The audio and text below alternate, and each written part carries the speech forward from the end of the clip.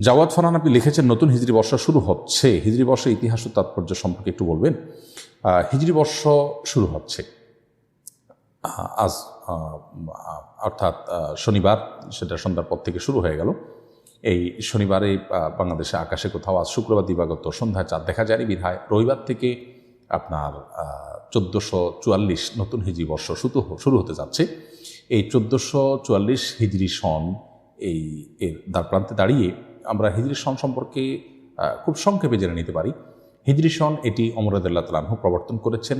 এর আগে আরবে এই মাসগুলারই প্রচলন ছিল, কিন্তু আবু মুসা আশআরী রাদিয়াল্লাহু তাআলা আনহুর বিশেষ একটি ঘটনার প্রেক্ষিতে হিজরি সন চালু হয়। তিনি ওমর রাদিয়াল্লাহু তাআলার কাছে আবেদন করলেন যে আপনি বিভিন্ন সময় রাষ্ট্রীয় ফরমায়েশ দিয়ে আমাদের কাছে চিঠি পাঠান, সে সমস্ত চিঠিতে সন লেখা থাকে না, হয়তো মাস লেখা থাকে। এটা কোন মাস, কোন মাসের চিঠি, কোন সনের এই মাস, সেটা বোঝা কঠিন হয়, কারণ দুর্গম পথ পাড়ি দিয়ে যেতে অনেক সময় অনেক বেশি সময় লেগে যায়।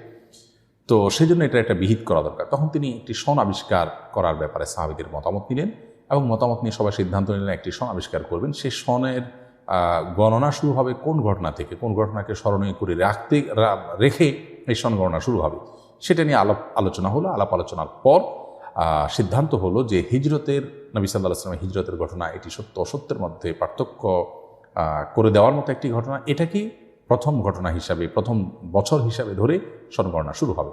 তো এই জন্য হিজরতের 17তম বর্ষে বা 17 বছর পরে এসে 622 খ্রিস্টাব্দে এটি প্রবর্তন হয় এবং মাস হিসাবে মুহররমকে বছরের প্রথম মাস হিসাবে ঠিক করা হয়। যেহেতু হাজী সাহেবগণ হজ করে চলে যাওয়ার পর নতুন উদ্যমে সব কিছু শুরু করবেন, সেটাকে বছরের প্রথম মাস হিসাবে ধরা হয়। এভাবে হিজরি সন মূলত চালু হয়, শুরু হয়।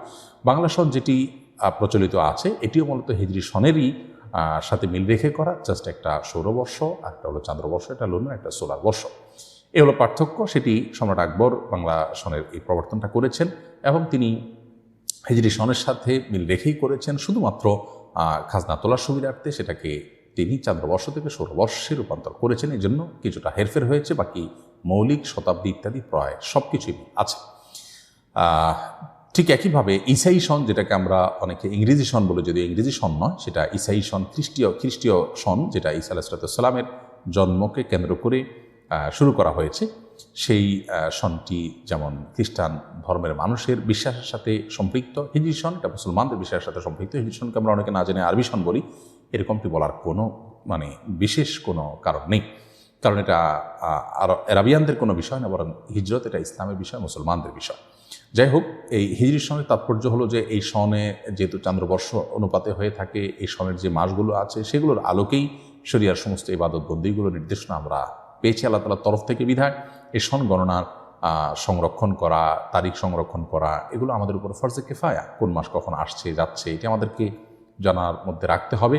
যদি কেউ না জানে কোনো সমাজের সবাই গুনাহগার হবে, কারণ এটার উপর নির্ভর করে আইয়ুবিজুর সিয়াম, চন্দ্র মাসের 13, 14, 15, তারপরে এর উপর নির্ভর করে রমাদানে ইবাদত বন্দিগি, সিয়াম পালন, তারপরে হজ, কুরবানি, আশুরা, এসব কিছু আরও অনেক কিছু নির্ভর করে এই হিজরি সনের উপর। এই জন্য হিজরি সনের গণনা এবং এটার হিসাব নিকাশ রক্ষা করা এটা ফরজে কিফায়া। A to Z Bangla, follow the rules of Islam.